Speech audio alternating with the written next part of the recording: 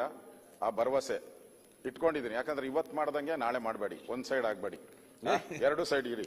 ಇಲ್ಲ ದಯವಿಟ್ಟು ತಾವು ನಾಳೆ ಏನೇನು ಒಂದ್ ಸೈಡ್ ಅಲ್ಲಿ ವಿಡಿಯೋ ಬಂದಿದೆ, ಮಾಧ್ಯಮದಲ್ಲಿ ಬಂದಿದೆ, ಇಲ್ಲೂ ಇದೆ, ಎಲ್ಲಾ ಕಡೆನೂ ಇದೆ. ಯಾರು ಮಾಡಿದ್ದಾರೆ ಯಾರಿಲ್ಲ ಅನ್ನೋದನ್ನ ವಿಡಿಯೋನು ಪ್ರದರ್ಶನ ಮಾಡಿದ್ರೆ ಎಲ್ಲರಿಗೂ ಗೊತ್ತಾಗ್ತದೆ. ಅದ್ರ ಮೇಲೆ ಅವ್ರ ಮೇಲೆಲ್ಲ ನಮ್ಮ ಮೇಲೆ ಹಂಗೆ 18 ಜನದ ಮೇಲೆ ಕ್ರಮ ತೆಗೆದುಕೊಂಡು ಹಂಗೆ ಅವ್ರ ಮೇಲೂ ಕ್ರಮ ತೆಗೆದುಕೊಳ್ಬೇಕು. ಅವ್ರನ್ನ ಸದನದಿಂದ ಹೊರಗಡೆ ರಾಷ್ಟ್ರಗೀತೆಗೆ ಅವಮಾನ ಡಾಕ್ಟರ್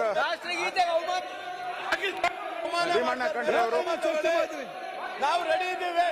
ಕೇಳ್ಕೊಂಡು ಕುತ್ಕೊಂಡು ಬಂದಿದ್ದೀವಿ. ಆಯ್ತು, ಹೇಳ್ಬಿಡ್ತೀನಿ ಸಂತಾಪ. ನೀವು ಕಂಟಿನ್ಯೂ ಮಾಡಿ.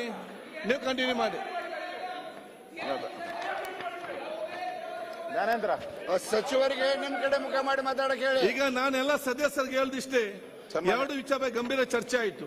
ಸಂತಾಪ ಸೂಚನೆ ನಡೀತಾ ಇದೆ. ನಮ್ಮ ಸದಸ್ಯರು ಶತಾಯುಷಾದ ಅತ್ಯಂತ ಹಿರಿಯರು, ಬೇರೆ 2-3 ಜನ ಗಣ್ಯಾತರಿದ್ದಾರೆ. ಅವರಿಗೆ ಸಂತಾಪ ಸೂಚನೆ ಮಾಡೋ ಸಂದರ್ಭ ಪ್ರಾಮುಖ್ಯತೆ ಮತ್ತು ಪಾವಿತ್ರ ಅರ್ಥ ಮಾಡಿಕೊಳ್ಳಿ. ನಾಳೆ ನಮ್ಮ ಮನೆಯಲ್ಲ ನಿಮ್ಮ ಮನೆಯಲ್ಲ ಈ ಪರಿಸ್ಥಿತಿ ನೋಡಬೇಕಾಗ್ತದೆ. ಒಂದು ಕೆಲವು ಚರ್ಚೆ ಬರ್ತದೆ, ಸಕ್ಕರೆ ಚರ್ಚೆಯಲ್ಲಿ ಮುಗಿಸ್ಬೇಕು. ಮತ್ತೆ ಅದನ್ನೇ ಕೂತ್ಕೊಂಡು ಅವ್ರು ಹೀಗೆ ನೀವು ಮಾತಾಡುವಂಥದ್ದಲ್ಲ.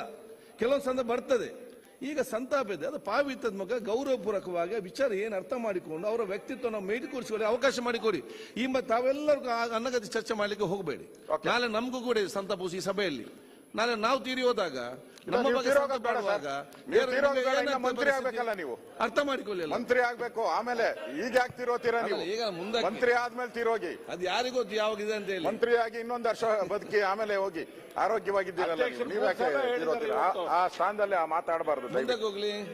ಆ ಸ್ಥಾನದಲ್ಲಿ ಮಾತಾಡಬೇಡಿ. ನಾನು ಎಕ್ಸಾಂಪಲ್ ಕೂಡ. ಸನ್ಮಾನ್ಯ ಅಧ್ಯಕ್ಷರೇ, ನಾವು ಸಂತಾಪ